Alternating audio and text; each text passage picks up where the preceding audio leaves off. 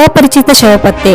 S ವೀಕ್ಷಕರೇ, ಕಲಬುರಗಿ ಜಿಲ್ಲೆಯ ಅಫಜಲ್ಪುರ ತಾಲೂಕಿನ ಶ್ರೀ ಕ್ಷೇತ್ರ ಗಣಗಾಪುರದ ಸಂಗಮ ರಸ್ತೆ ಕೆರಕನಹಳ್ಳಿ ಕ್ರಾಸ್ ಬಳಿ ಕೊಲೆ ಮಾಡಿ ಬಿಸಾಕಿರಬಹುದು ಎಂದು ಶಂಕಿಸಲಾಗಿದೆ.